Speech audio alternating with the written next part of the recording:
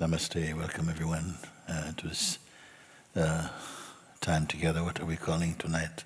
We're always a satsang somehow. But specifically, I was asked to see if we could meet with the International Sangha and to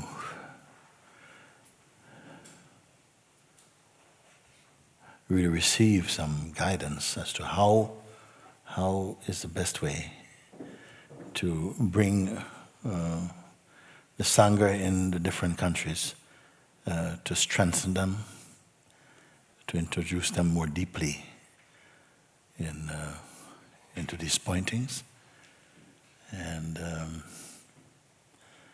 that caught me very strongly. Because, as you know,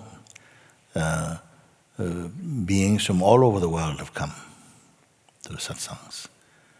Why from all over the world? Because it is beyond being international. Truth is not international. The truth is, it's all-pervading.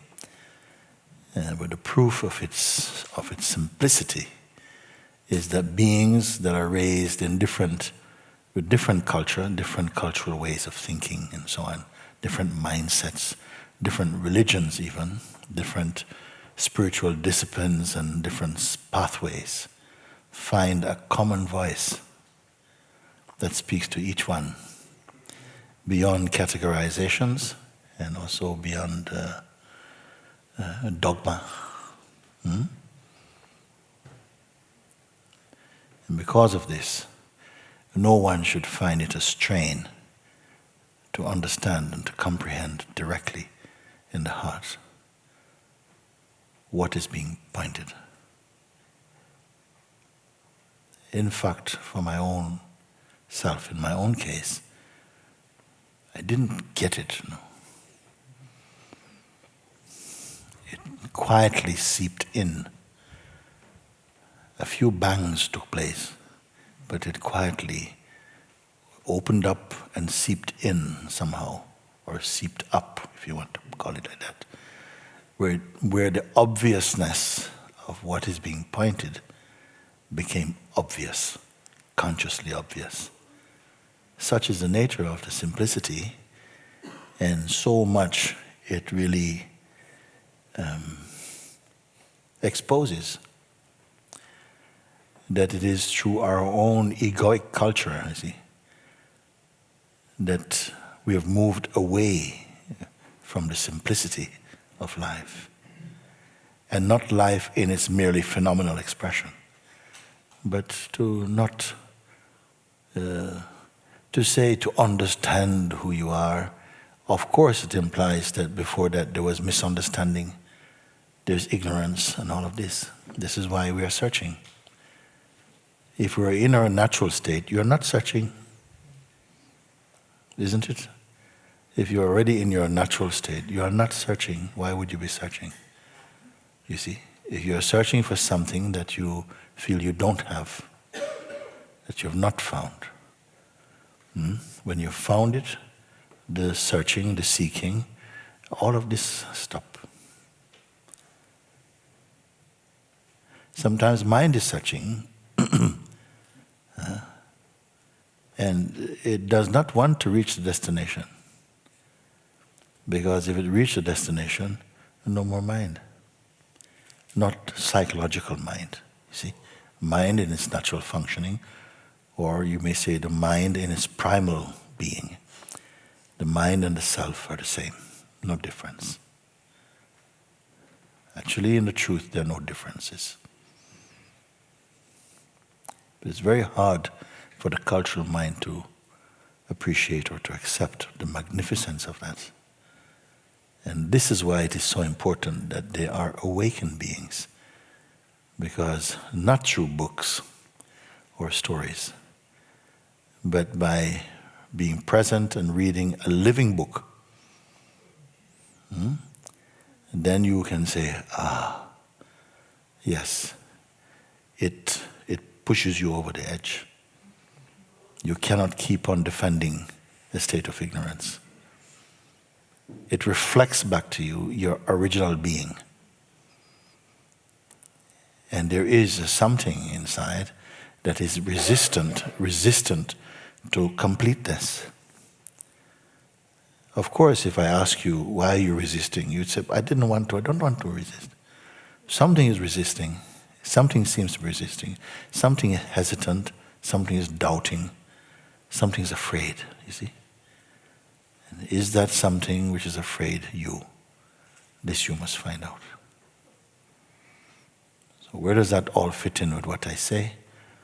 Is that it is very important that if you are different people from all over the world having experienced a taste of satsang even, they felt that it has such a powerful impact on their lives. They want to share it, of course, with your family. This is what you want to do. The nature of love is that you want to share what you have found. And so people want to share. They want to say, listen, you want to listen to this, or listen, look at this a bit more deeply. This is something very important. But it's not enough if you're only someone. It is good to say, look at this.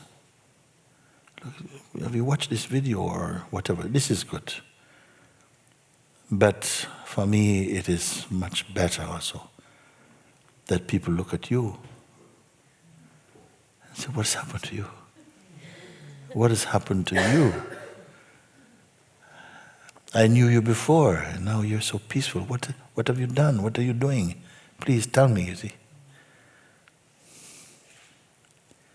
Then you can say, yeah, but look at this.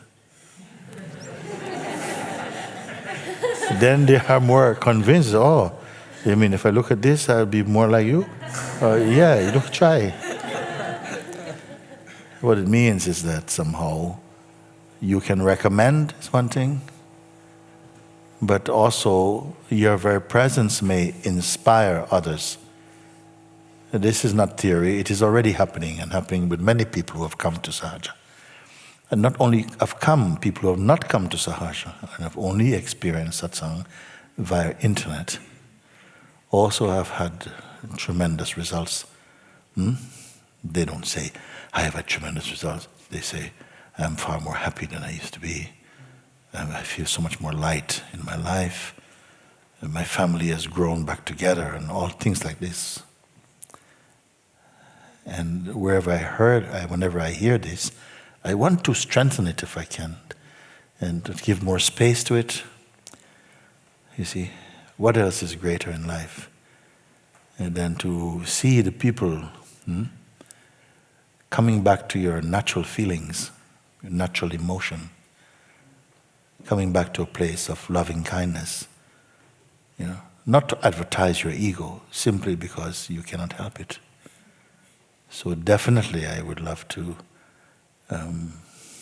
encourage this. And this is why I said today I would like to give perhaps some part to looking at this. I hear that there are people who like to ask questions. How can I run a Sangha effectively in my country? We can talk a little bit about this. And then if we have a little time left over, then we can take some questions, if some other questions or so. But I want to prioritize this thing. No? Mirabai runs the International Sangha and told me about that. And I said, yeah, okay, let's meet. You see. What is it that is important in order to start a Sangha group in your own country? Some of you here, I believe you are doing some of that already. But what is important is that that you, the one who wants to start this, you are already deep in the conviction of that, of the reality of self-discovery. That is not merely another kind of trip. We are not a new sect or something. We are not emphasizing labels and so on. Just taste and see. Taste and see. And that you yourself have tasted and you have found something, and you keep on finding more and more within your own self. This is another thing that points to truth, that you are discovering this within your own self. You're not trying to become somebody else.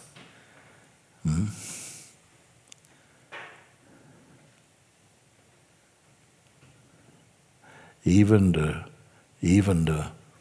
urge to stop becoming what you're not is already on the right path. You see? So this must be there, that you have something, you have a space, of course. Some people go to different levels of exploring into spaces. If they have in some countries, the response to satsang has happened quite strongly in one country more than another one. And so it may have started off in someone's home, but after a while it was too much or something. They started to hire a hall or something. You see, and this has happened sometimes. But for others, it continues in a home, they have a space, and they're very happy to host satsangs twice a week or something, sometimes more. So there is quite varied scene I've come to understand, isn't it? Can you tell me a little bit about all of this? What's happening there? Hello? So yes, some groups meet in people's homes. They swap also homes in one neighborhood. Others, they gather in halls when they get bigger. And others, they have started having, like, for example, a country house or a warehouse that they have only as a Sangha space. And the questions that were coming in for this gathering, I feel you have answered so much. Even in just one of the questions, what are the ingredients for the Sangha to flourish and to blossom?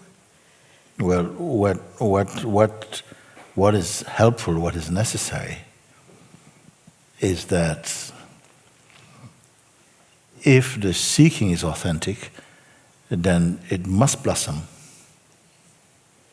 If the seeking is authentic, if there's really an urge to come to it, what is beautiful in satsang, in this form of satsang, is that it is not going for too much decoration and so on.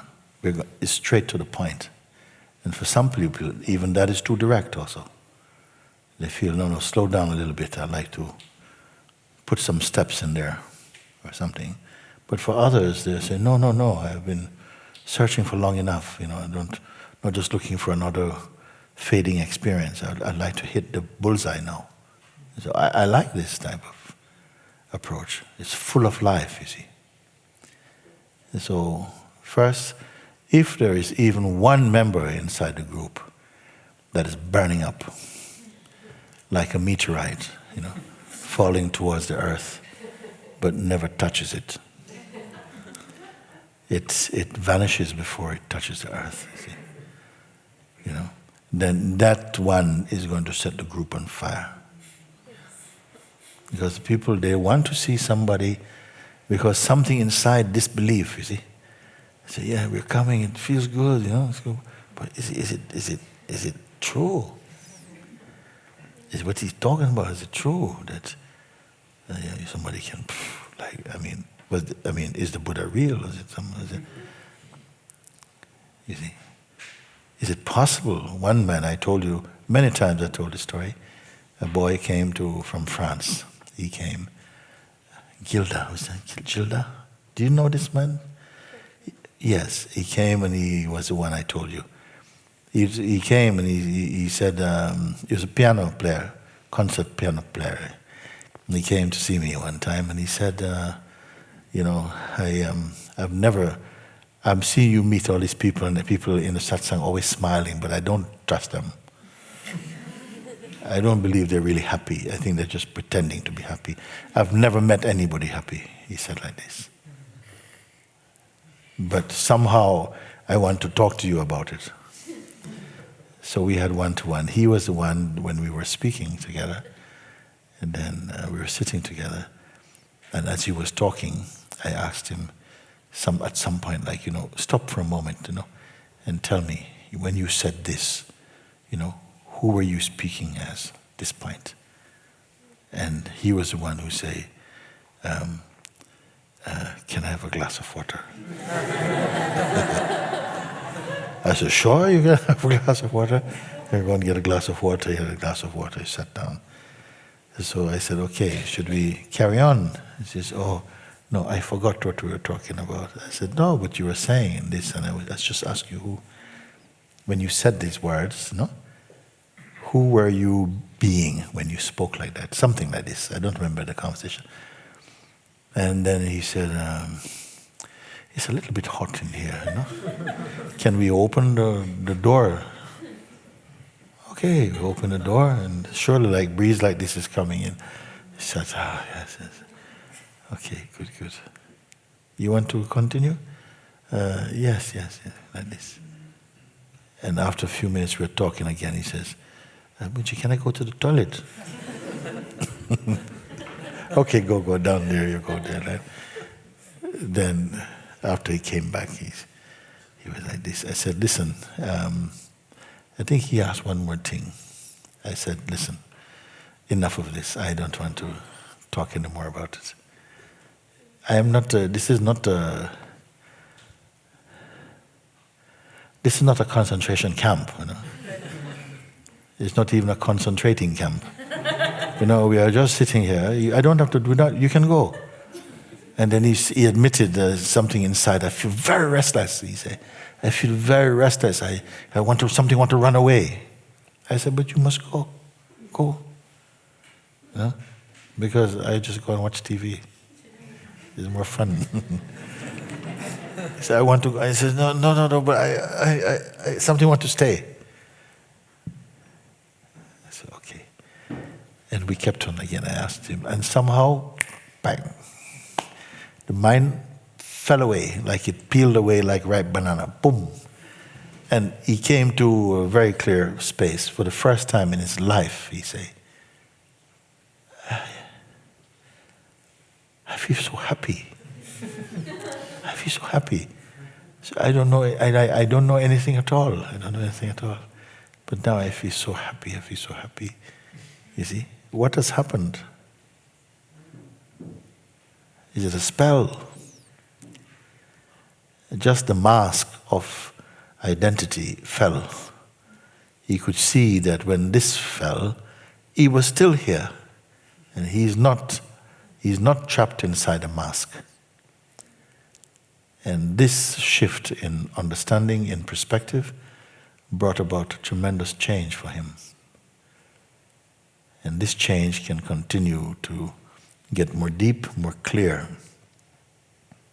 Like I say, like a fruit that keeps getting sweeter and sweeter, but never becomes oversweet. If you have it in your heart, this is what you're discovering more and more. At the same time, you find something is vanishing. There's no need to hold on to some tight identity or story that is also just deconstructing. How can you bear this? All that you have saved up to be is thinning away. How can you bear it? Very easily. As you're awakening, I'm about to say it's replaced by something far more beautiful.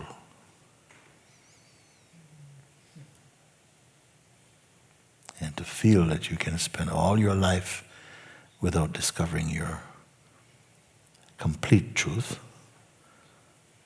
that is the only sadness I really find. That's a sickening sadness. Then you may say, if all the people in the world, you say that they are this. Not just the people, the animals also, the insects also, the mosquito, the germs, everything. They're also, in the core, it's only this. It's only one harmony. But let's keep it to the human kingdom, it's enough for now. In the human form, the consciousness is able to contemplate itself to understand these things and to be intuitively introspective and to discover. You see? So, if you have someone in a group who already somehow the miracle is taking place, this I call the true miracle. When you're waking up from a sleep of ignorance, when you can be truly who you are rather than who you think people want you to be, or even how you think you should be. When all the energies are flowing again. When this is taking place with anybody, it becomes very contagious. For others in the group, even here in Satsang, occasionally someone combust into peace.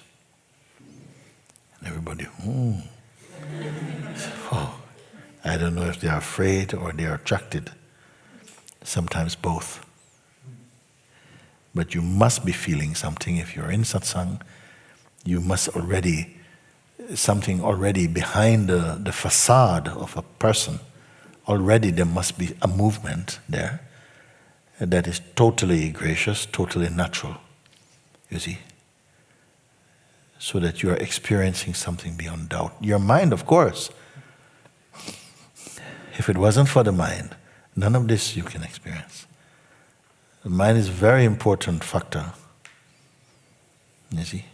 The consciousness needs the mind to create the kind of friction that is necessary to develop consciousness muscles.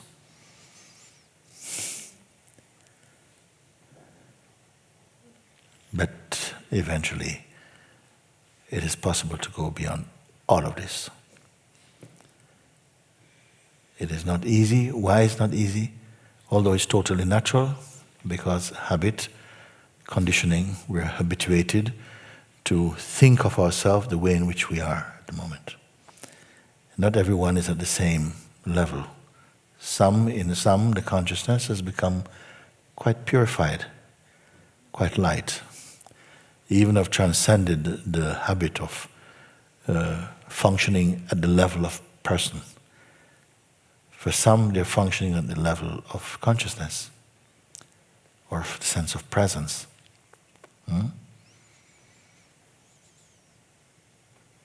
What to say of a sage?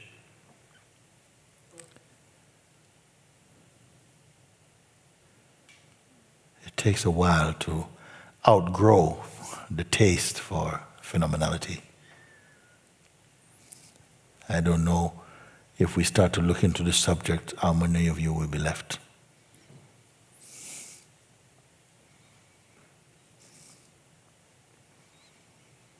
You see, I'm speaking about International Sangha group. It's same thing. It is same thing. This is what happened. This is my trouble, you see. Whatever question you bring, if it is about food, it's going to come back to Satsang. If it's about your relationship, we end up talking about the Absolute and all these things. So I think I need a little help.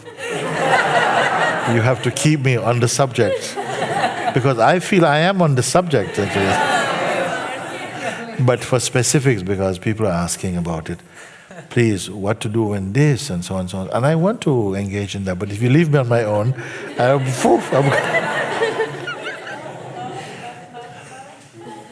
So, Mira, you are representing the International Sangha. Yes. And anyone else who are part of this thing.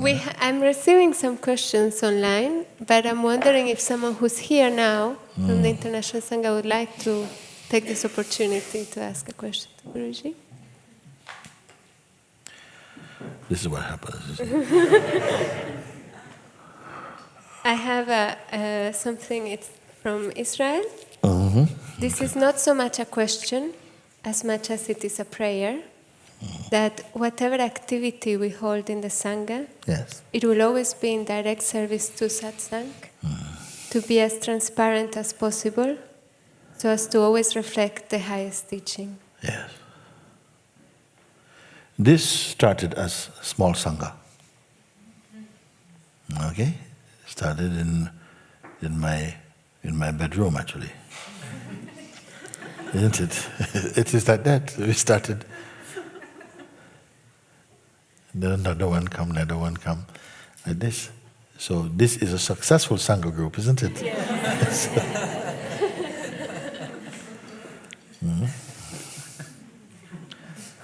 If the leaders or those who are hosts, if the host, let's say, is genuinely not just believing in this, but actively imbibing what is taking place in satsang, they are already, by their very presence, influential. Not just in your community. The way that the truth works, I feel, is that not only it's not all in order for talking with other people about truth. I feel the entire cosmic environment is benefiting. Now, it might sound a very far-fetched thing to say, but it is so true. It cannot not be true, actually. Because your energy field becomes so clear and so clean that it is very attractive. Some people say, yes, even to mosquitoes, very attracted to you or whatever, which is true. But the energy field is responding also. The beings, because we think that they're little beings with little minds thinking little things. Okay? But it's more like a field of harmony.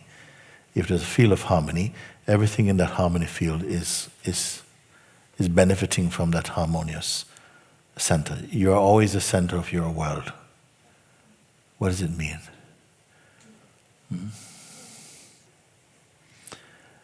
Each one is experiencing all of this in a very unique way. In the same way that you go to bed and you dream, but you're not able to share your dream directly with anyone, even your most beloved one. You cannot share the dream in this way. You can talk about it, but you cannot experience it in the same way. In the same way, you cannot share your waking state with anyone. It's a unique phenomenon. The unique way in which you perceive how things are felt by you, the different shifts in perspective and the moods and the temperatures of consciousness. No one can charter that flow. It's so unique. Even yourself you cannot fathom. If you start to write something, you're already too late. Even your very writing is perceived in it. You see? But you pray, you say, I want to pray that whatever we do is in harmony with the Sangha, and it expresses the spirit of the Sangha. Yes, each one, the fact is, however beautiful your world is, it is only your world. A unique and subjective perspective on this amazing phenomenon. You see? And we are proud to have our own secret and unique worlds. Sometimes you wish everyone could appreciate it, but no one can see your world. They're too busy enjoying theirs or suffering. You have to go completely beyond the shadow pictures of this world that is created through the mind. Everything is momentary, everything ephemeral.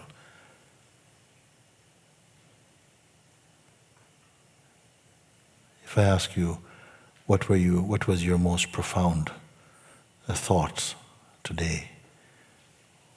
Or an hour ago, what exactly were you thinking about? It is gone.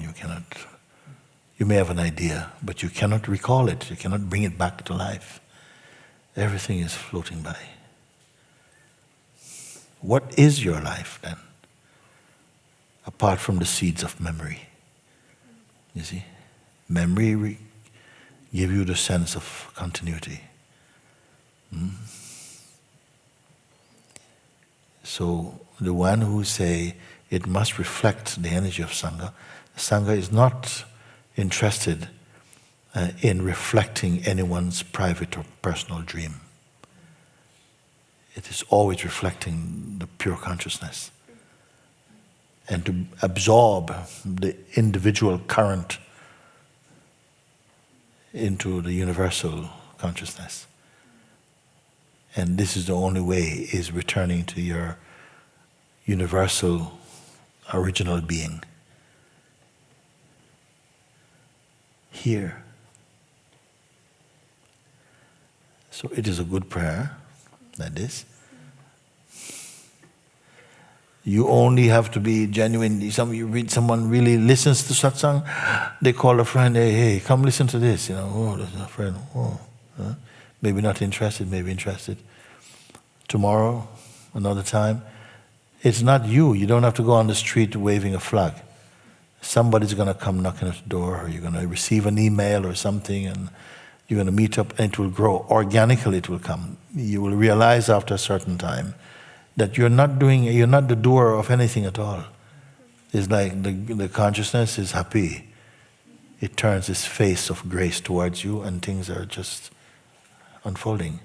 There are practicalities within this, of course, and we can talk about these things. But the magic must be there.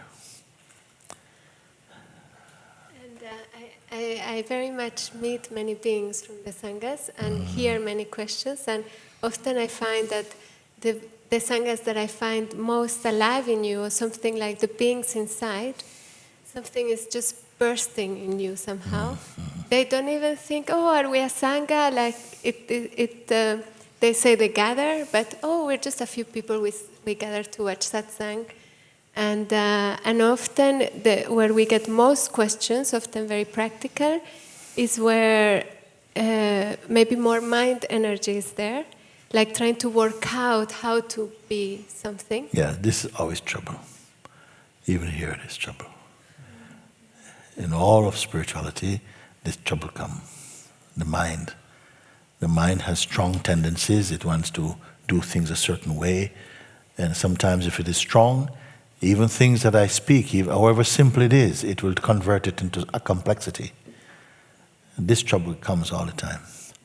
But if you persevere and you keep things simple, then it cannot overcome you. You see, and I know that there are many groups now around the world who are watching satsang. Recently it came because we went to Italy. As you know, recently we were in Assisi and another part of Italy. And it was so tremendous to meet the Italian Sangha. And I felt that I would like to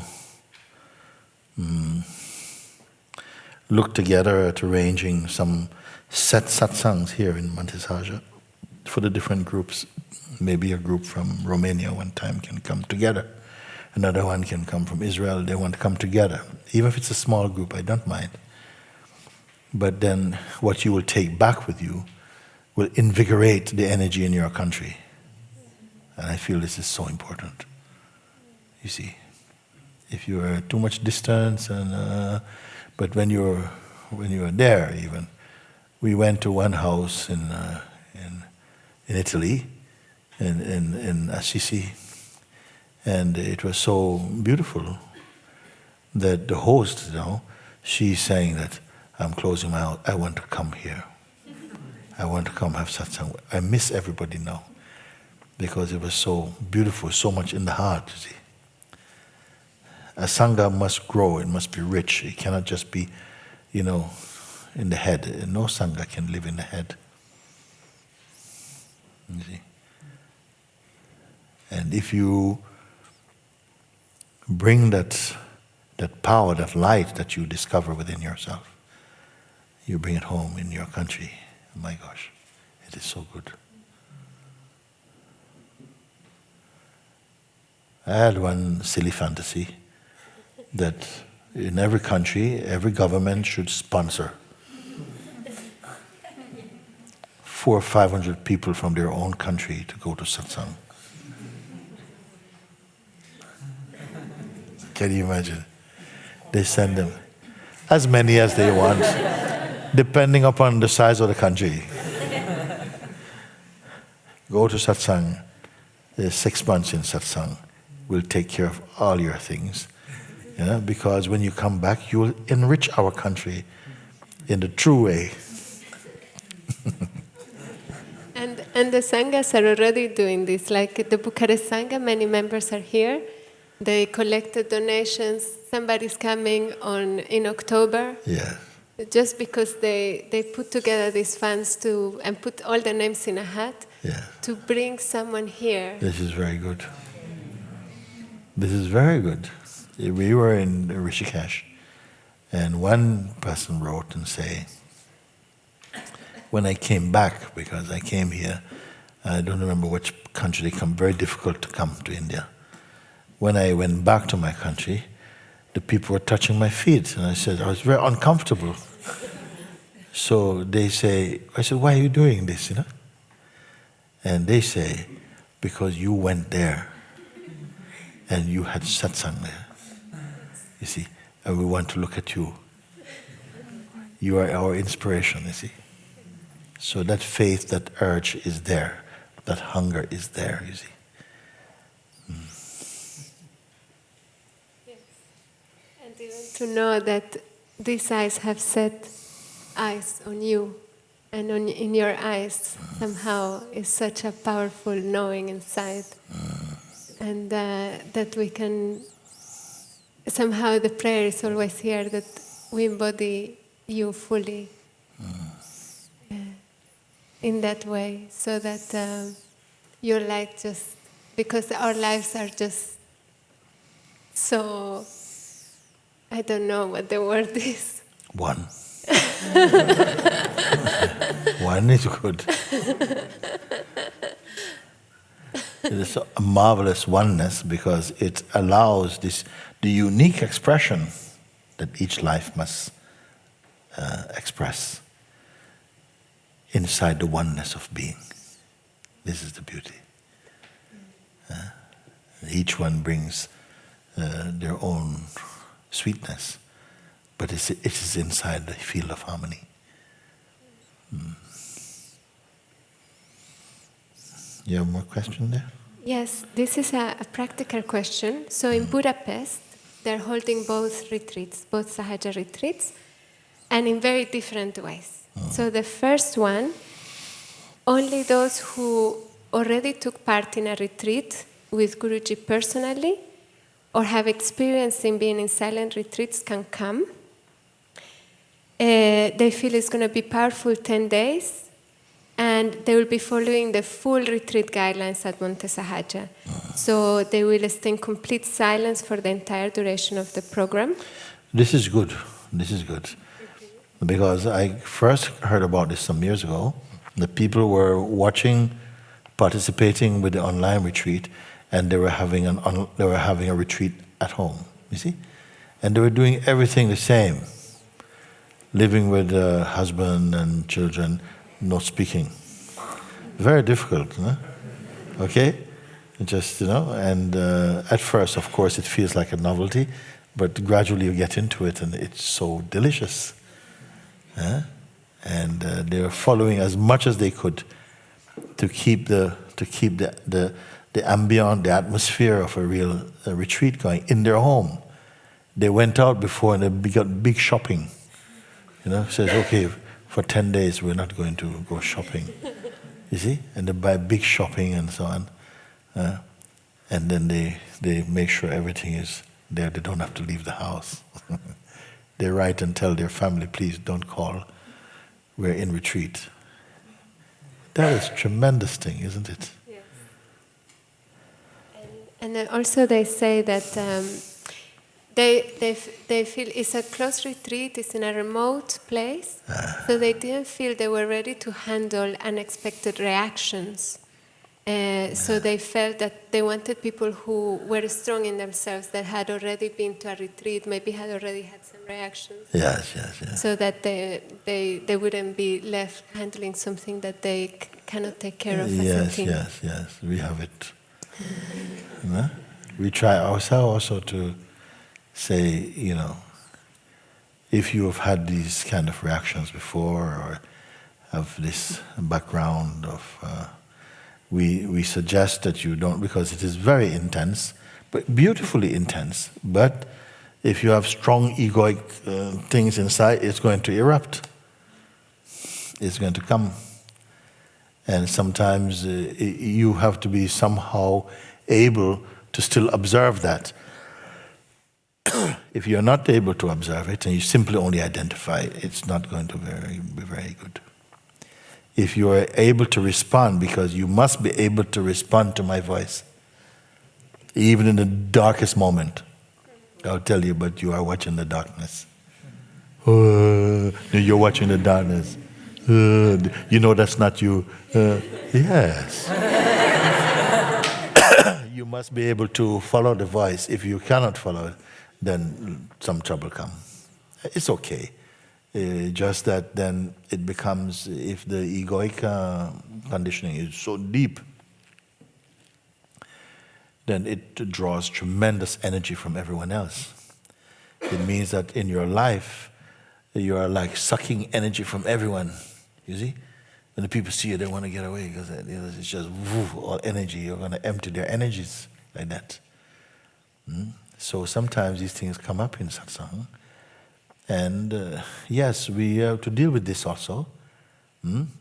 But in an environment where so many things going on, sometimes it's not, we have to take you off a little bit and spend time, and we know how it's been sometimes. In the recent times, also in a CC just a few weeks ago, it happened also. And some people went off into... But then I went upstairs, and then they came. They brought them up, and we sat together. And after 1 hour, everything come right down. So I said, okay, next time I'm going to come and sit a bit with them. And but some are still aware now. After a while, they're aware, and they can begin to enjoy because there's some distance, and they can look. And they still feel good, even with this kind of psychosis going on.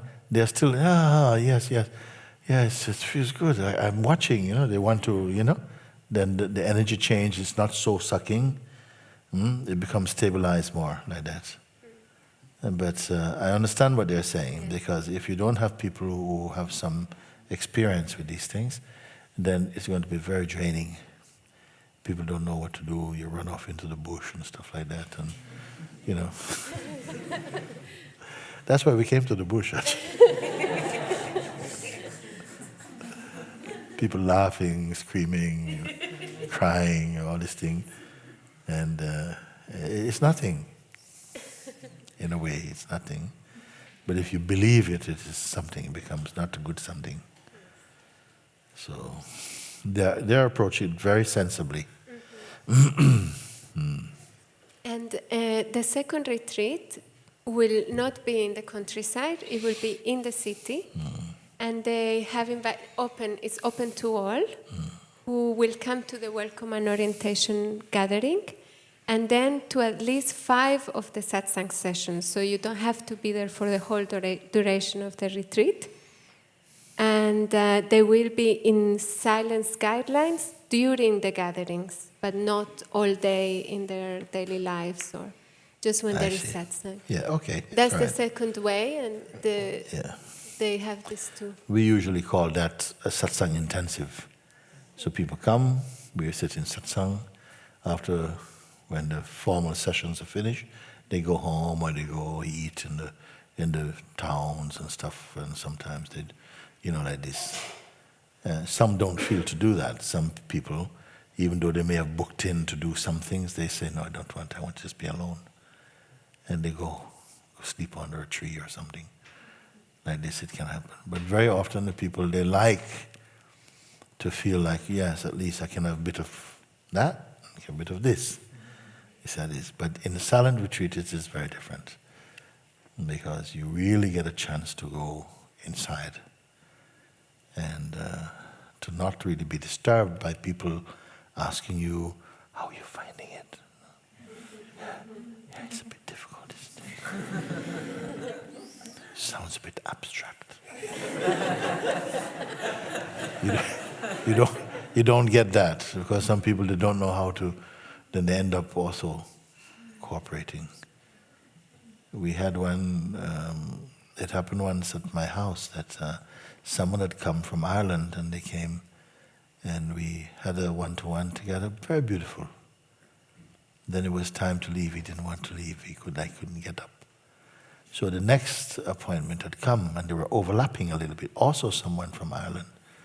And I could hear, in my apartment spot, when someone is coming through the gate, it makes, so I know somebody coming, and they waited outside for a bit. Then I invited, please come, please come. So then this lady comes, so this man there, this lady comes, different appointments. And then I ask, would you like some tea? Yes, I like some tea. I'm in the kitchen making tea, and I hear cha-cha-cha-cha, ha-ha-ha-ha-ha, cha-cha-cha. It's horrible. I said, horrible. What are you doing? I said, I came like this. What are you doing? We just saying hello, I said, but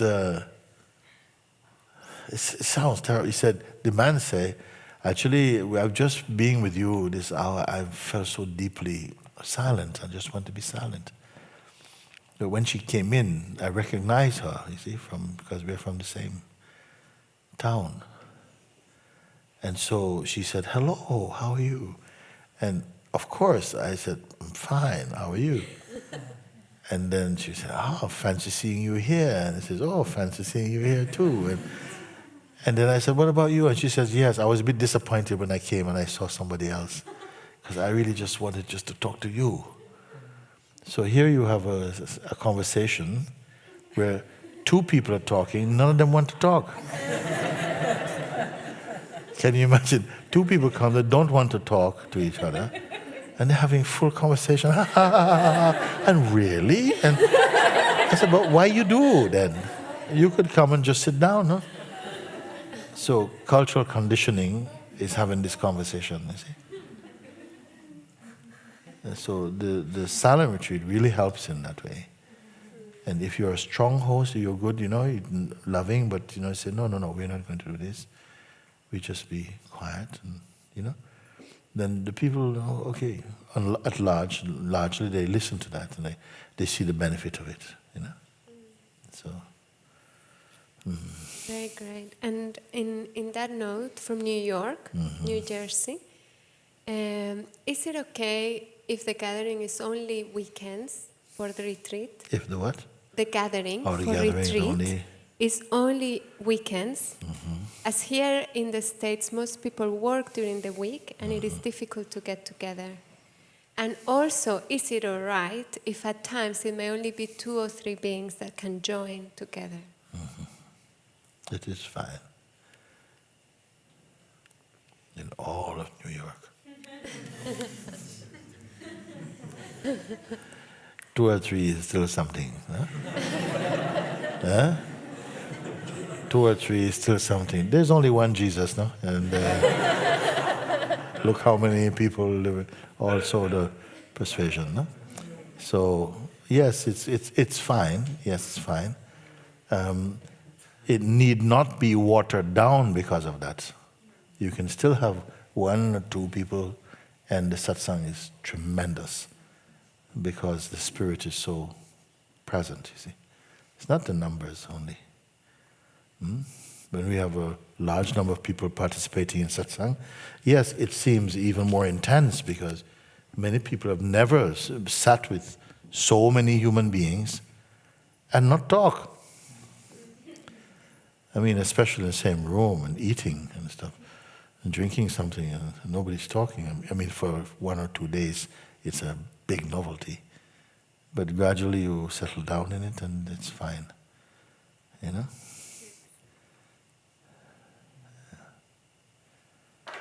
It is true, it is good that you have the attitude that your whole life is a retreat. You don't have to tell anybody that because nobody understands what the hell you're talking about. Your whole life's on a retreat. But you have this attitude. It's good. Hmm? So from someone who contacted us after being in the UK, Satsang's in Reading with you? In Reading? Reading, and he started a Sangha in Margate. And he says, Guruji, what are the important ingredients for any group who's feeling to us to become a Mooji Sangha? What criteria should be satisfied? Great fear arose here about even asking to become a Mooji Sangha. Was there enough devotion? Because of work commitments, it might not be possible to facilitate all online retreats. But whenever I am in Satsang, there is a strong pull, and our Sangha came away from the yoga festival without question that this is what we are, drawn together by your grace. In the presence of Satsang, there is this choiceless devotion, like a flower opening in the sun. All our love to you and all the Mooji Sangha from Margate, UK.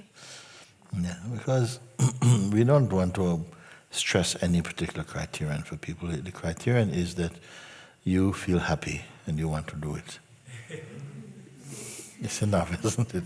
If you're happy, hey, listen, let's get together on Thursday and watch some Satsang. But then you sit together, then you see if you want to do more. Guys, you want to do that again? Yeah, okay. I'm not so sure, whatever.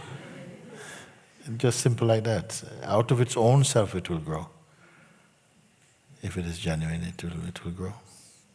If it doesn't, it doesn't. What you can do about it?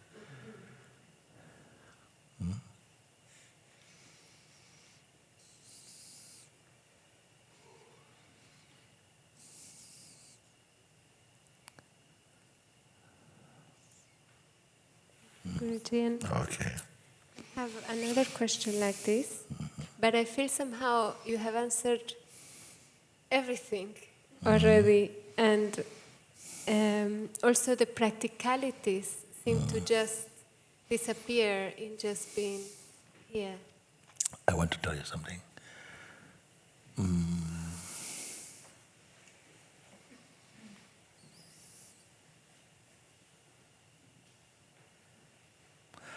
Many people are practicing things, studying for things, and doing all different techniques and getting together to work things out in life. Incessantly, they're doing it. I say, it takes a lot of energy to do it. You understand? I say, find yourself. Be yourself. Let everything unfold from there. Your pure self, if you want to say it, knows. Better than knowing, it is automatically unfolding as harmony.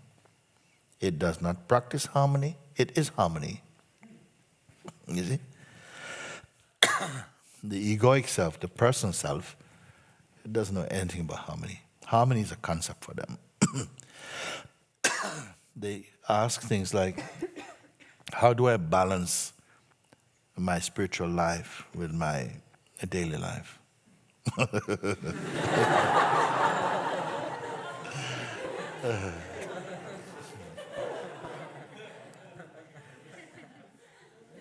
I say, forget about it. You can't do it. Waste of time. Why give yourself so much trouble? Just wake up. You have to find out who you are, come to that, and you'll see how life really is, how it unfolds. And you'll have all the time to be just more space to Whatever.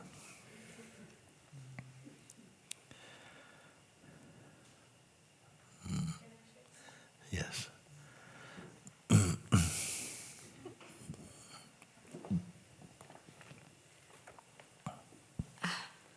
I was in Amsterdam, and there are a few Sangha members are here from Amsterdam also. And at that same moment, Brahmi was also there, and Janya was there, and you were in London. So we decided to come together for the satsang, and everybody it just happened suddenly that everybody got contacted, and group gathered very quickly in very small apartment in Leo's house. He's holding the Sangha group sometime. And it was so spontaneous, and it like everybody was completely so happy and feeling like this we should do every day or every week, like, and it just spontaneously everything was just arranged, and none of them had idea that they did something. Yes. And two new beings came from different city, and she was watching satsangs for a few months now, and she was just constantly in gratitude and crying, and she said, "I have never seen group like this ever." And it was such a beautiful feeling of Yes, experience. yes.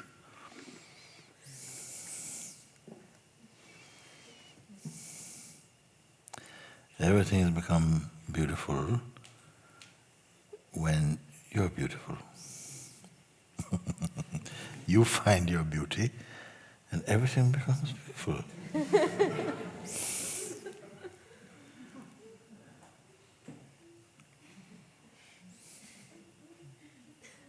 Simple, isn't it?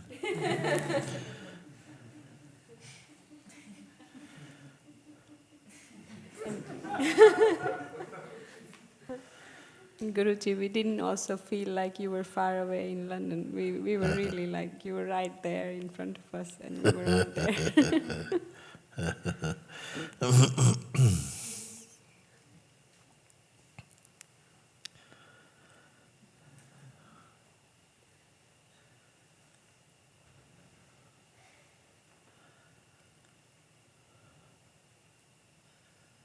The most simple thing, most pure, most innocent is the self.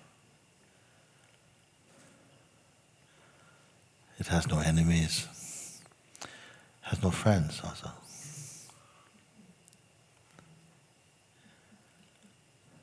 It has no religion. It has no future.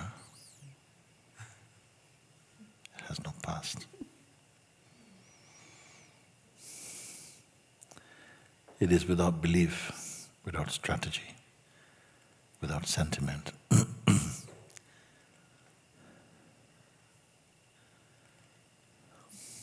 It cannot fail. It cannot succeed. It cannot be lost.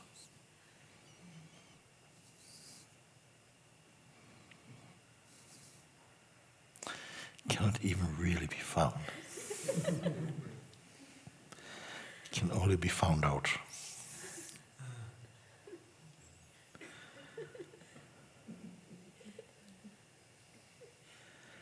And discovering which, a great unburdening begins.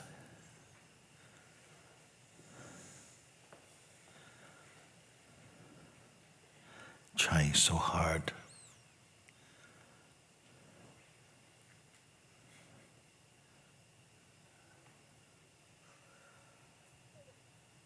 to do what is effortless.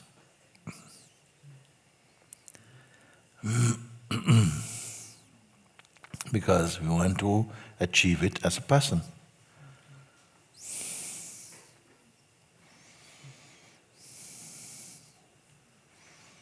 because we feel the fact of our existence is personal.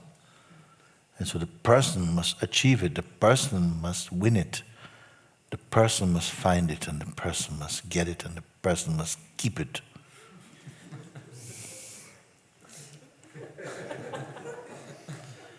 It doesn't work like that.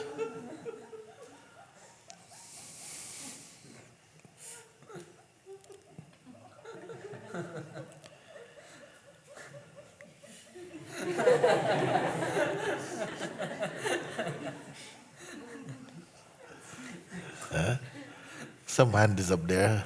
Come.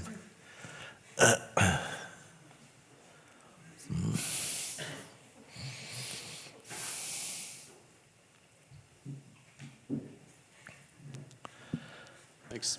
I just thought to stand up and share my own experience because I came on the first retreat last year. Yes, yes. And then went back home to Australia and followed each retreat online since then.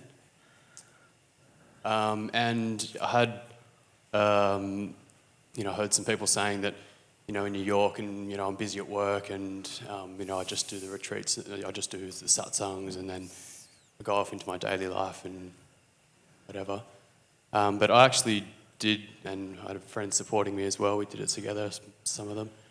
And but we really made an effort to maintain the silence throughout the whole retreat, each of them, and it really helped me in sort of being this and not just watching this. Yes. I had to tell friends, yeah, sorry, I can't come to the pub because I'm in silence. You can imagine in Australia the response you get.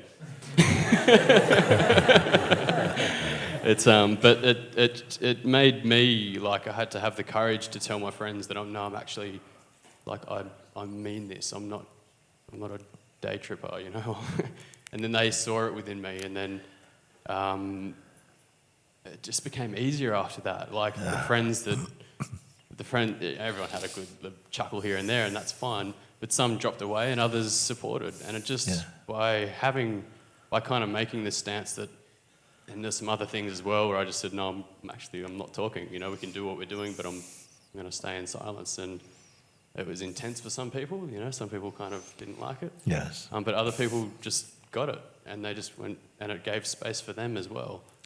And each time that I had to kind of make a seemingly awkward social decision to cut something away in order to be this, to get this, it just made my outward life more supportive of my satsang. This is very good. Because we anticipate that people won't support this, they will not get it. The city-minded people, why would they want to? And we set up some big wall of expectations. But if your heart chooses to do it, that has a tremendous power also.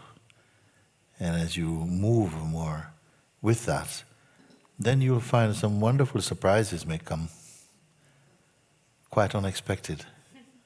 You see?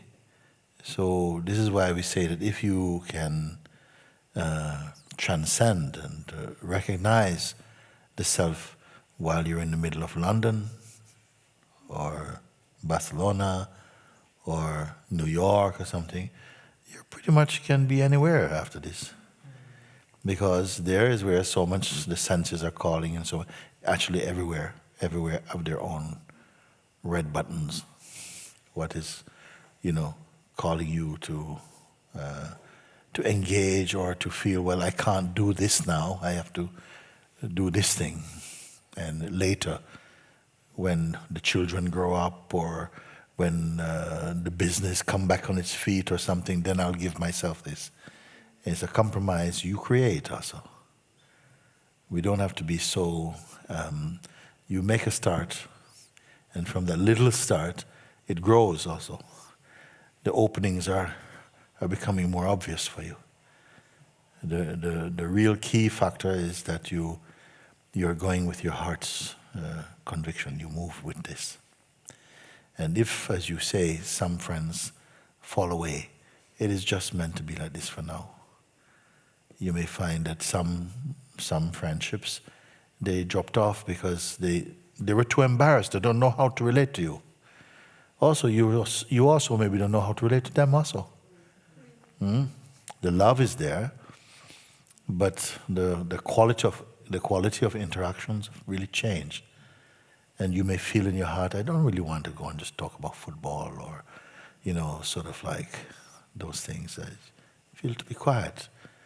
And then people may indeed think, oh, this is a strange one, isn't it? Like this. But if they come to see you and you cannot, it's so compelling to be in a presence that is felt. You feel something. And people may have a go for a while, but the serum is in as well too for them. They know that there is something to that. They may not want it right now, but at least you didn't back down and play something you're not. So it is very good. Thank you for that. Thank you. Good. Yes, please, you come. Your legs are shut. You can sit. It's okay. Yeah. Hello, namaste everyone. I'm coming from Bosnia. From Bosnia, okay, yes. And this is first time with any member. Yes. Contact with Sangha of any, from the whole world. And any contact was only online. And I was translating only in Serbian, not in Bosnian, but these languages are almost the same, Bosnian, Serbian, Croatian. And I wasn't sure actually if this is the right question to bring here, but I decided maybe you should. Yes, let me hear give it. The answer. There is the idea of gathering languages, like Serbian and Croatian, and 5 or 6 people are now chatting online what to do, how to unify the languages. Sangha members are for that idea, but languages are officially different, so we are a bit confused what to do. But you speak the same language. It's almost the same. We can understand. Same. For example, if I'm translating in Serbian, and if I go to video to translate, if I see that there is a translation already in Croatian, I would just say it's okay because people super understand. So I wouldn't translate that language. Yes. And we are still don't know what to do. Whether to call it still Serbian and Croatian and leave it like that, or to call it Serbo-Croatian, which actually doesn't exist anymore officially. I don't know how much that is important. It's a bit. Well, from our point of view, we don't mind about it. Yeah. What works for you is good. You are telling me if it works for you, and to say Serbian, Croatian, like this. The point is that we actually somehow came to the idea that the pointing came from you of unifying. So that's why I wanted to bring to you these questions. Yes.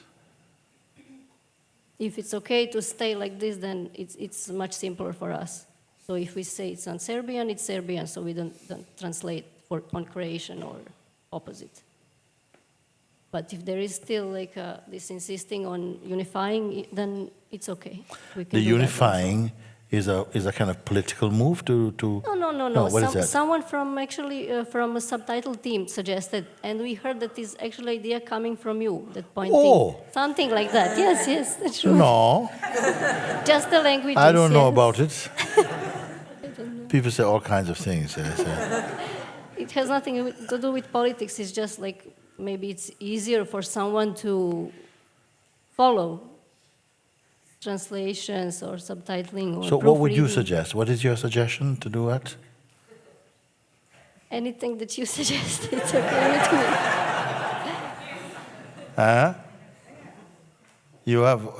me. You're from one of these countries too? Okay, come. Yes, person.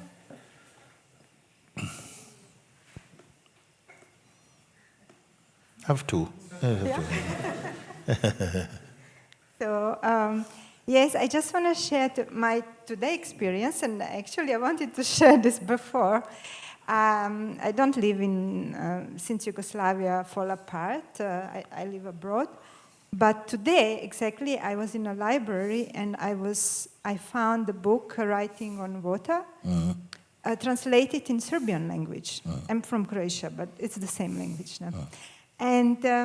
And I was so happy to find this, your pointings in my mother tongue, because they went so much more straight direct into the heart than the English when I'm listening and with the mind and so. And I was so grateful to anybody, I don't know, in Croatia, Serbia, whatever, it's that this is in my mother tongue and I can have it and read it. So that was, so beautiful experience. So the people from, this is you're talking about from Serbia and Serbian language, the people from Croatia feel the same way about it, that in Serbian language it's very direct and very simple. Yes. Yeah, it's basically the same language. So It's basically the same language. Just a little dialect is, And but because it's like the language, like mother tongue, the pointings are much more like I can feel them much more with the heart, you know. And it's different experience. So the translation really makes something with. Who with translated people. that book?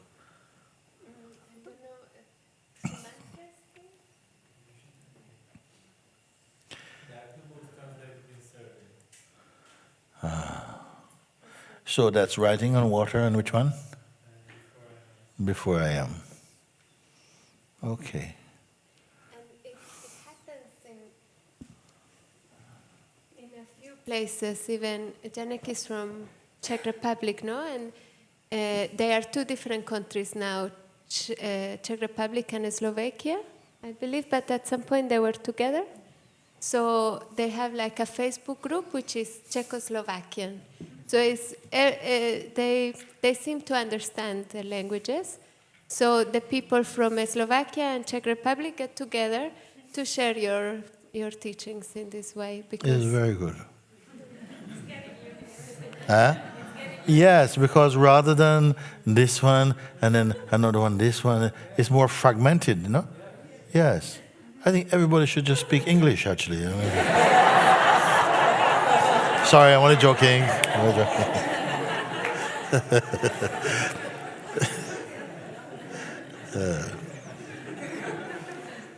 Thank you.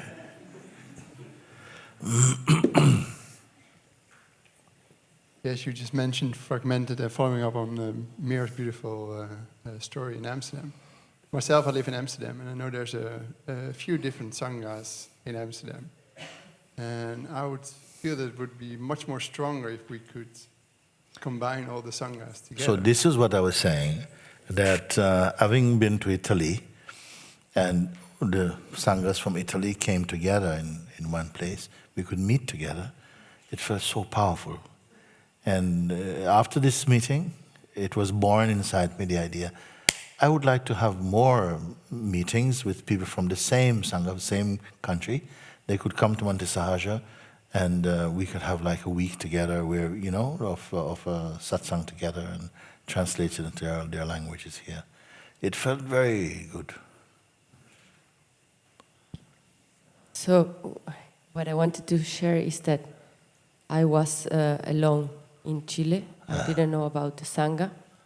And I wanted to come so badly to be here in Sahaja that if I remember right, 1 year before, I wrote down all the precepts of Sahaja that you have and put it in the wall in my room. And I would read it every day and try to move like that in my daily life.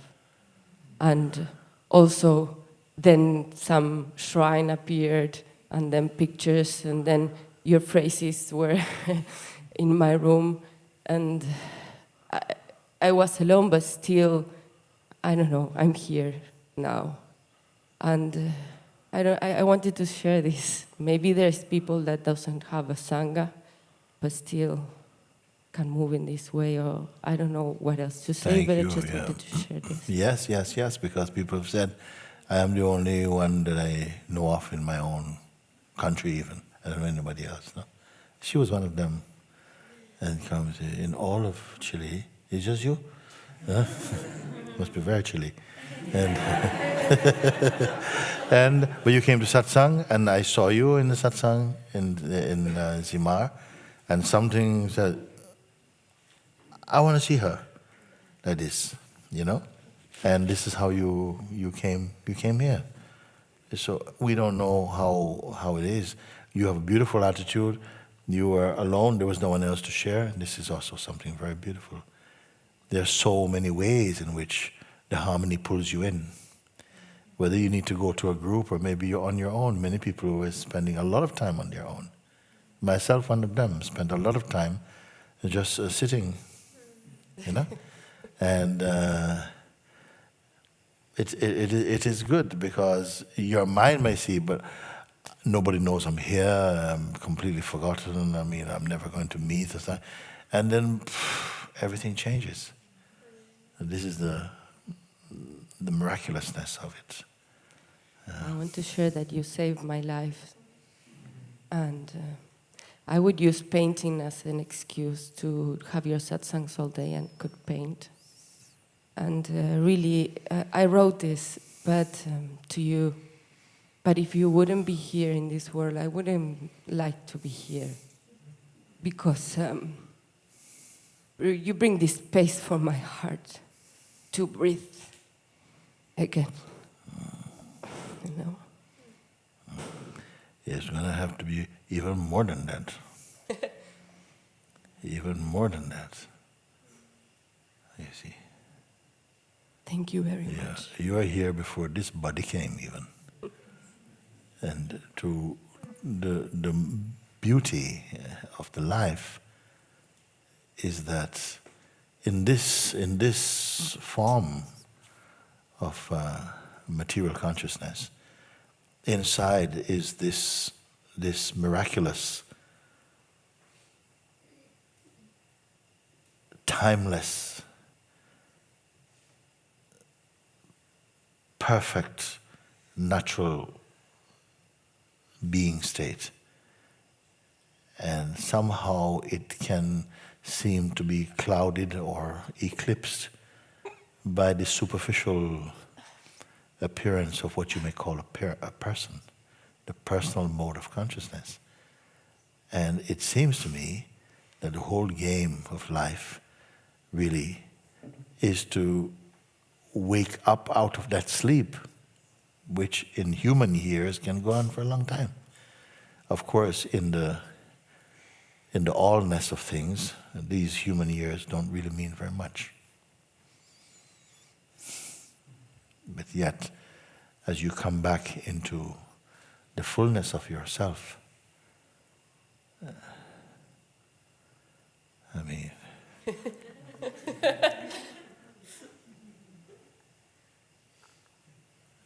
Thank you, Mooji. Thank you so much. yes, all of this is for this. All of this is for this. All of this is for this. Because I, having what you may call of experienced, not a colorless life, quite a colorful life in many respects, you could say. I saw at the end of it, you know, having seen through it now, that I was always searching for this. Yes. Just not recognizing it. Thought it would come looking like this or through this or something. But saw always it was just this. And I feel deeply, I don't know how it come to be so deep, that everybody's looking for this. But not at the same time. Maybe directly and purely as it is, not yet. For a while, we must still taste the contrasting flavors, the experience more pain, more sense of suffering, which in the in the language of being is not a bad thing, actually.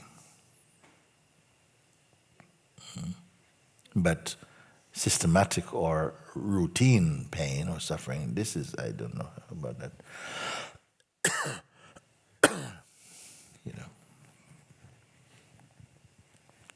higher choices are made somehow.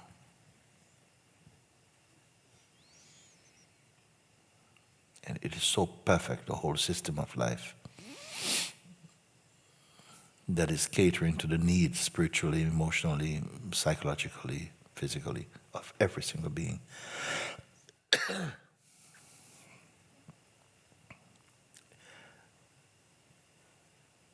It is feeding everything.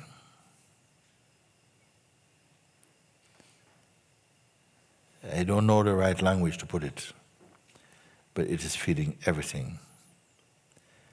And it is all love, I tell you. The bitter and the sweet. Because one has to transcend the lowly states that are so much seeming fascinating and real, factual, important. You must outgrow them.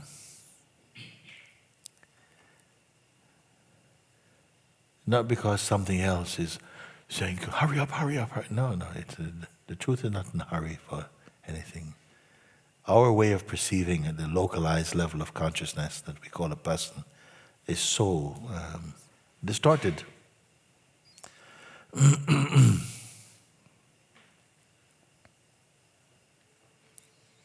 Anyhow, whatever you want to say about that, the thing is,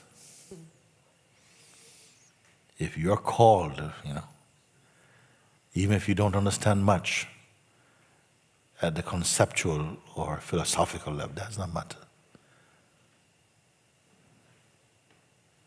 Because everything responds to love. And actually, everything responds to truth, actually. Something brought you here. How it will go, I don't know. How it can go, I do know. And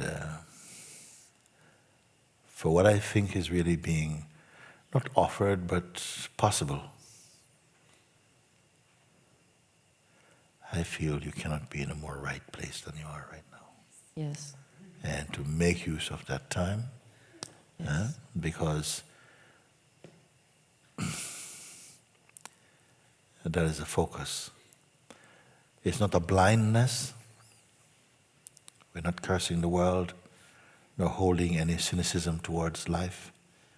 All of it is divine. But here is for waking up.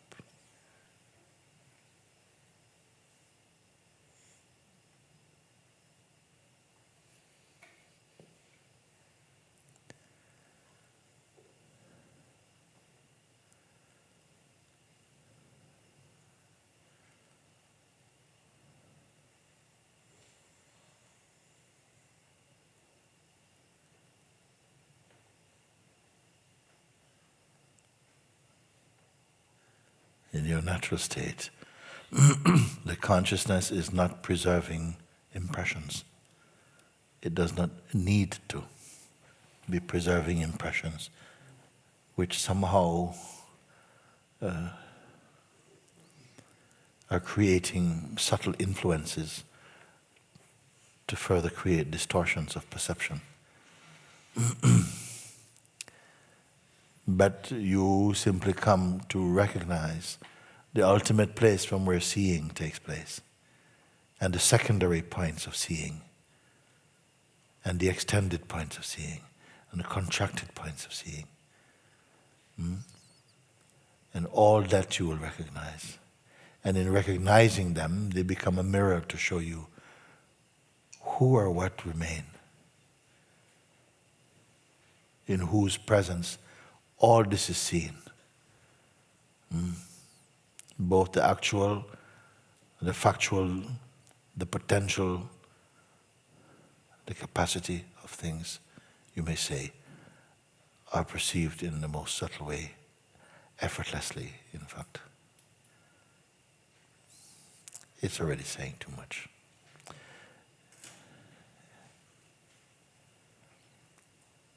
In the state of the pure, in the pure state, it is not a state of carrying around a bundle of concepts, sublime or sacred concepts. It's empty even of those. Why?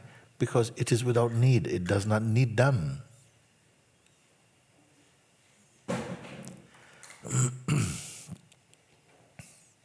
It is without need.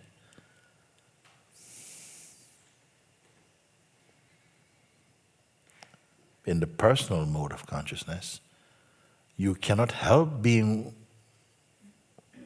with need and desire and attachment and fear and resistance and doubt, suspicion, superstition even, restlessness, arrogance. In your natural state, these do not exist. These are the qualities of a person.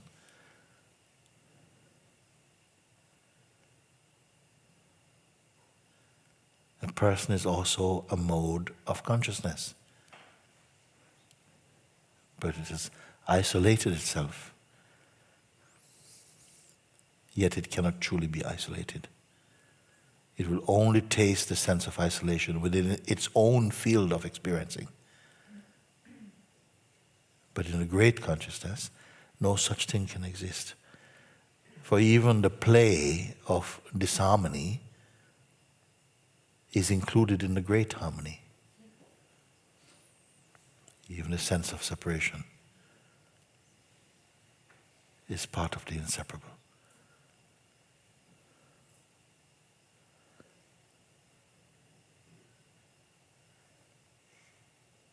I don't want to speak to your minds, I don't want to speak to your mind.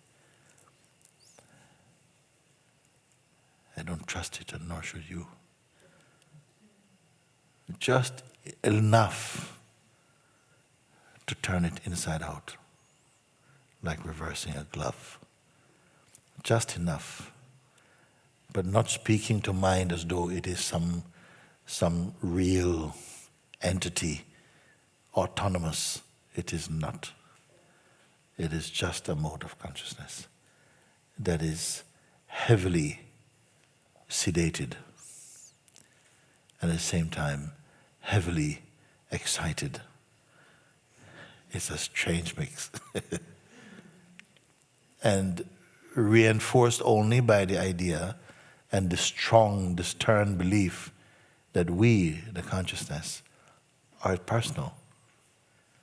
So satsang is is wiping all of this out.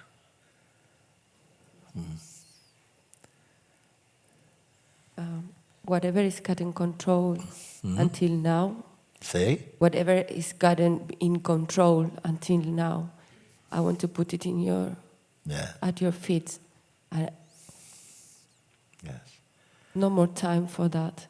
Control is also a viable function of consciousness in a certain mode. It is okay as a sense of personal consciousness. You will have to exercise even on the level of the consciousness as presence. You will exercise sometimes some discipline, some control is necessary. You see? But obsessive need to control is a strangeness. You see?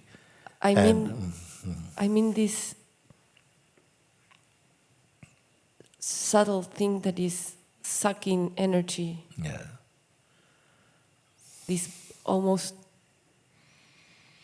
voice that you cannot even hear, but it has been all your life directing your life, and you have been following. This I don't want, and I know. That you cannot help while you are under the notion that you are personal. You have to come out altogether. You have to wake up to your absolute nature. That is not difficult. It is the most natural thing. Sometimes we hear everything, oh my God, this word absolute again. Sounds so abstract and so, oh my God, what is he talking about? I'm talking about you. Yeah. You're a natural state, you're a natural being. You know, natural being.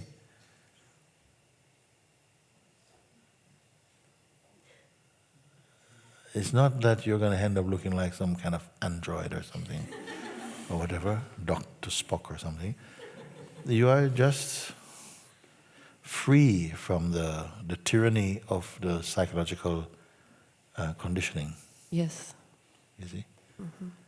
And do I need to convince you about this?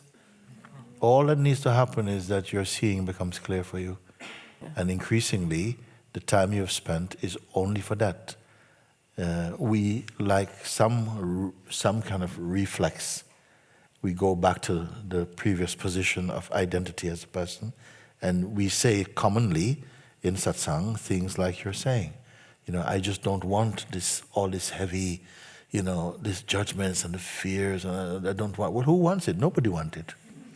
Everybody wants to give it to me. That's why I'm so sick. Okay, and nobody wants it. You see. But at the same time, I'm pushing you a little bit further than that. That it seems it is a phase that the consciousness must go through in the state of waking up, in the process of waking up, so to speak. Yeah? In the phenomenon of awakening, it must go through the stage where it begins to see what you're saying is the ego identity I don't want to be. The ego voice and the judgments and fears, I don't want it. I don't want this to buy any time. You know, things have been opening and things have been changing. Like I don't know very well. This character that I was, I can see is a voice that I can follow or not. But sometimes I feel it could be buying time or something. Yes. And I don't, and then again, it's not good to say I don't want that because this one is because not. it is so subtle. These varying streams of consciousness, they're so subtle and so difficult to grasp because they're not fixed. It's like they're swimming through each other.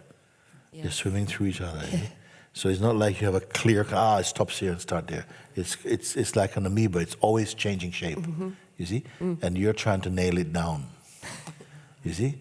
And this is what is so... it's not going to work like that. I understand that there is that one who wants, to kind of, I just want to stop this. This one also is not your final state. Yes, I know, yes. Right, it's not your final state. You may say, okay, but can you get me to at least to that state so that I can be at least better off and ready to take the final state? It is understandable thinking, but all the time, your final state is here. Yes. It is the most natural as space. You see? So don't make contracts and concessions with your mind because it has no compassion for you.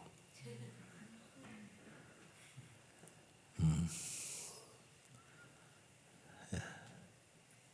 Sometimes when I'm doing... a microphone here, another one? Okay, yes. So sometimes when I'm doing the inquiry... Yes, try again. Sometimes when I'm... There's a microphone next to the next microphone. Oh, we take the other one.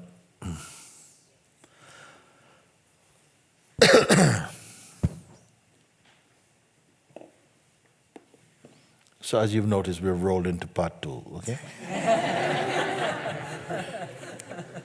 Okay, so sometimes when I'm doing the inquiry, I start to have some physical reactions. I feel like I'm not really in my body, and if I'm walking or moving my hands, I don't really know what's happening, and it kind of freaks me out.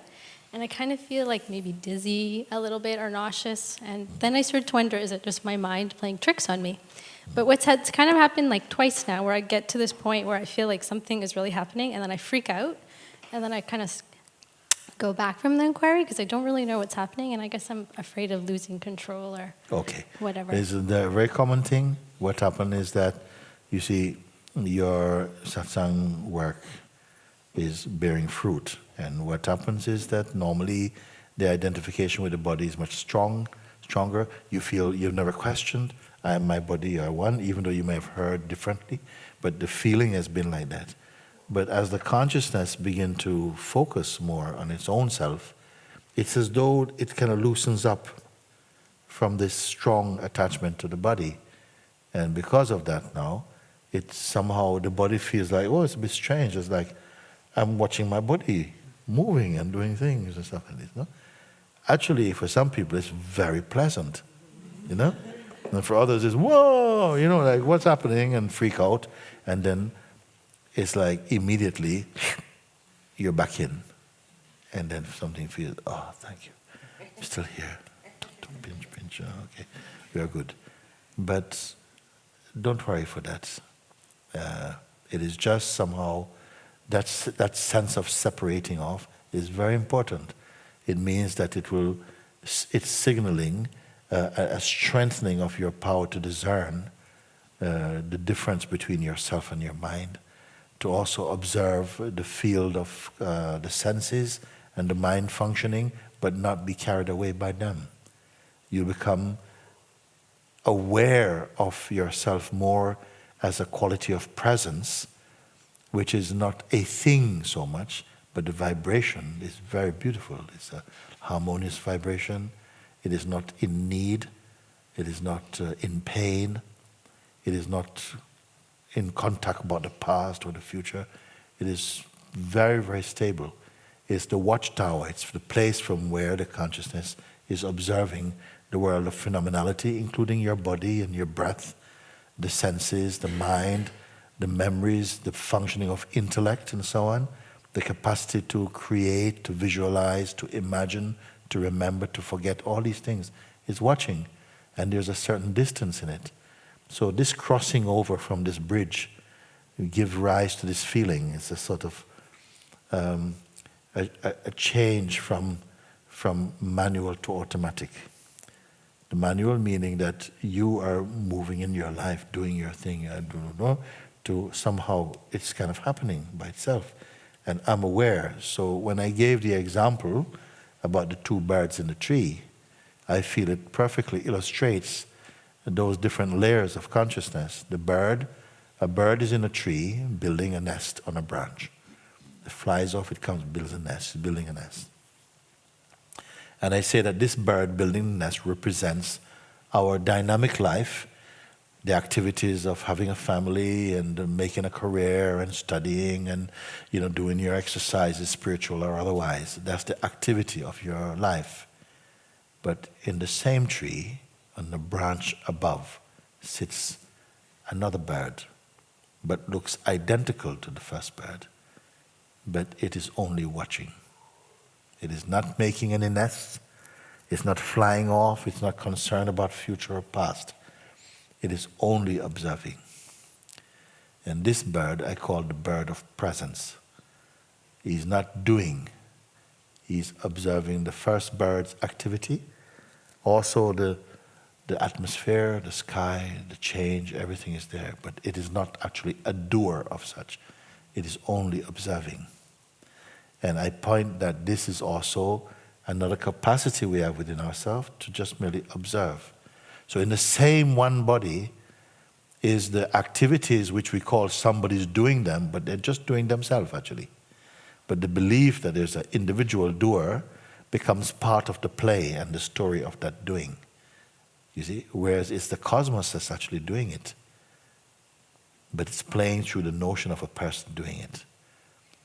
You see? When suddenly through satsang you become aware of another position within you from where you can observe these activities of life, internal to this body and external on this side of the eyes with the life and so on. And there's a watching place that is very still. It's not doing, it's not calculating. It simply is like a lens through which a deeper seeing is taking place. As soon as you become aware of this second bird position within, more space opens up inside your life. You're not so easily disturbed.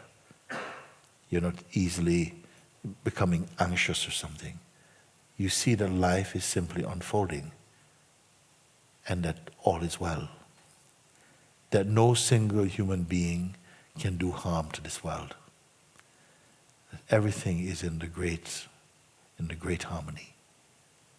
The great harmony plays also tremendous disharmony. But the disharmony can never be greater than the great harmony. You come to see and understand these things in such a deep and profound way that fear begins to leave your life altogether. At a certain point, it doesn't matter too much to you where this body will go, because you've discovered that inside this perishable body is something imperishable. It was there before your date of birth. It is there. It is closer than your retina. Even before the first pulse of a beating heart, it is there. You become aware of that. And your becoming aware of this is called awakening to your own self. This is your discovery. This is what is happening. You see. And it need not take long. It will take some time. It does take some time to discover the timeless.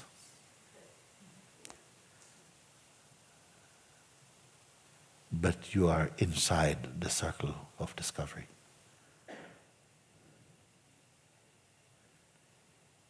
In this circle, you must be willing to be cured.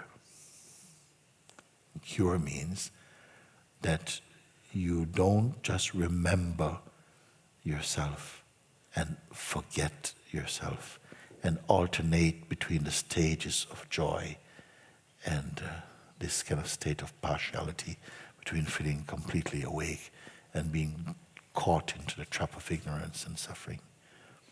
That even these states will not exist for you anymore.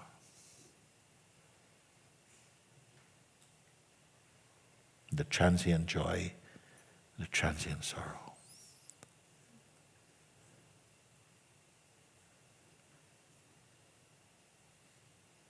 And you have come here. I'm not going to defer you to somewhere else. You must find it out here.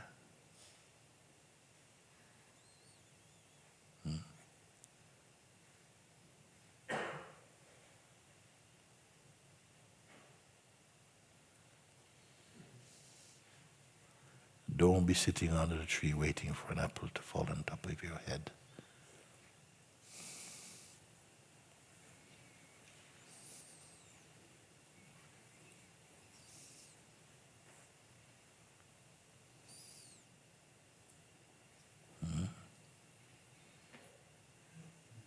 So,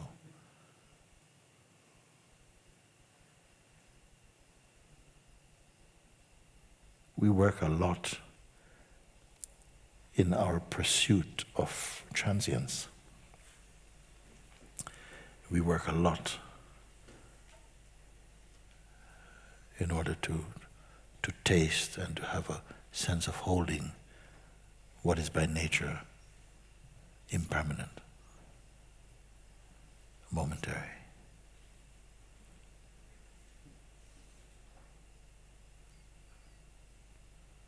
How much more we need, I don't know. But that you are the self, I do know. When you will know it, I don't know. But there comes a time when in these types of gathering, when we are speaking like this, I can feel somehow something ripening enough to go a bit further in. You see? With all the hesitations and the fears and the resistances that come, at one point they will not hold you back. You already, all of you who come here, you must have tasted resistance. You must taste the acid. You must taste all these things. And they've not blown you away, not yet. In some of you, they will never blow you away. They may not even blow you astray.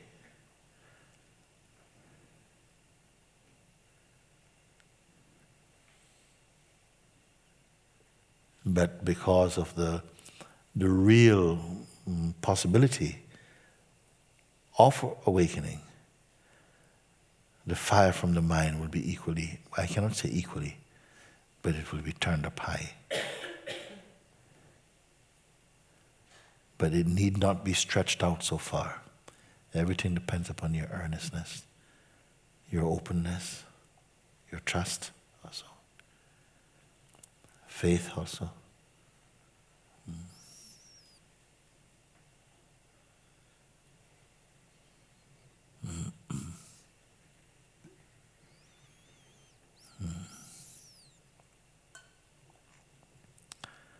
Okay. So these things, they will come and they must happen. The fears and they will come, they must happen. But that you will fall under their wheel does not need to happen. They will come. You must make use of them. You must make, because each one of them is also a mirror showing you what's left.